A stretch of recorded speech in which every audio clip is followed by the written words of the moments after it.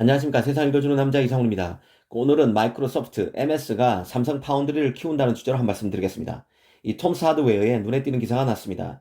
그 MS가 노트북 태블릿 PC인 서피스 랩탑 4 모델에 AMD CPU가 포함된 제품을 내놓는다는 기사였습니다. 사실 그 서피스 노트북은 그 최고의 게임용 노트북은 아닐 수 있지만 여전히 큰 인기를 누리고 있습니다. 그런데 MS가 2019년에 서피스 랩탑 3를 출시하기 전까지 서피스 라인 전체가 인텔 전용이었습니다. 그런데 이후 AMD CPU 모델도 나오고 있고 확대되는 움직임입니다. MS와 AMD의 파트너십이 강화되고 있다는 뜻입니다. 이미 그 PC 시장에서 윈도우의 마이크로소프트와 CPU 인텔을 뭉뚱그려 부르는 윈텔의 균열은 점점 커지고 있는 상황입니다. 그간에는 마이크로소프트가 윈도우 운영체제를 x86 계열 CPU, 그것도 인텔의 제품에만 맞췄기에 이 윈텔 조합은 위력이 막강할 수밖에 없었습니다. 그런데 자신을 묶는 끈이 강하면 여기에서 빠져나오고 싶은 욕망도 생기기 마련입니다. 윈텔 조합도 이 경우에 해당되는데요. 그래서 인텔은 윈도우 PC가 아닌 애플의 맥에도 CPU를 공급해왔고, 비록 실패했지만 스마트폰이나 태블릿에도 인텔 CPU를 넣고자 노력했었습니다. 그 마이크로소프트도 마찬가지였는데요. 인텔 CPU의 얽매인 MS-DOS와 윈도우와는 달리 윈도우 NT부터는 다양한 CPU를 지원하는 등 여러 가지 시도를 하고 있습니다. 가령 그 퀄컴의 PC 시장 진입을 마이크로소프트가 도왔습니다. 윈도우 10의 경우 ARM 계열, ARM 계열 프로세서에서도 동작할 수 있도록 한 것입니다. 최근에는 그 애플도 자체 CPU인 M1 칩을 내놓아 시장에 호평을 받았는데요.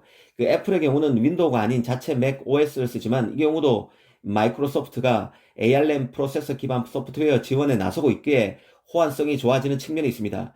실제로 그 인텔로 대표되는 X86 계열 CPU를 대체하려는 ARM 계열 AP 진영의 도전은 부쩍 많아지고 있습니다. CPU와 AP 간 그 성능 격차가 줄면서 AP 업체들도 이제 너도 나도 CPU를 만들겠다고 뛰어들고 있는 것인데요.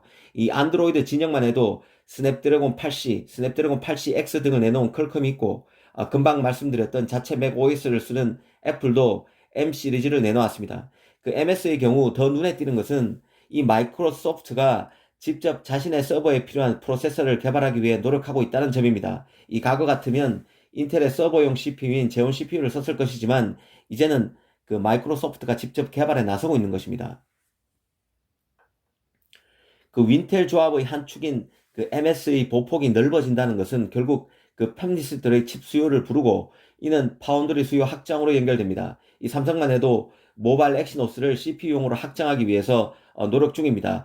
조만간 그 CPU 모바일용 AP에서 더 나가서 그 PC용 엑시노스 제품이 나올 예정으로 있죠. 이 퀄컴은 이미 스냅드래곤 8CX의 후속 버전의 성능 개선에 주력하고 있습니다. 이 과거 같으면 인텔 CPU에 도전할 엄두도 못 냈던 팹리스들이 그 MS의 ARM 계열 프로세서 지원으로 하나둘 PC용 프로세서 시장에 뛰어들고 있는 것입니다. 이는 결국 삼성, TSMC 등 파운드리 수요로 이어집니다.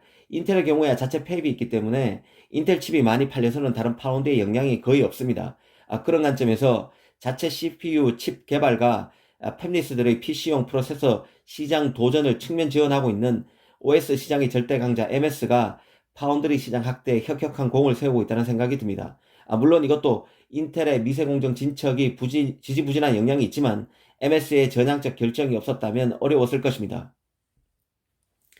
이 마지막으로 삼성 텍사스 오스틴 공장의 정전 사태가 생각보다 너무 길어지고 있습니다. 가장 문제는 그 SSD의 컨트롤러인데요. 이 컨트롤러는 그야말로 SSD 두뇌입니다. 오스틴 팹에는 낸드 제조 시설이 없지만 낸드 기반의 대표 제품이 SSD고 이 SSD 성능을 좌우하는 가장 핵심 부품이 컨트롤러이기 때문에 컨트롤러 공급의 차질은 SSD뿐만 아니라 낸드 시장에도 영향을 줄 수밖에 없습니다.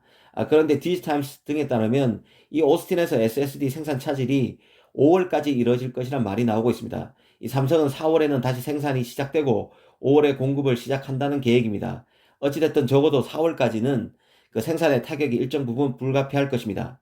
오늘은 MS가 파운드리 시장을 키운다는 주제로 한 말씀 드렸습니다. 감사합니다.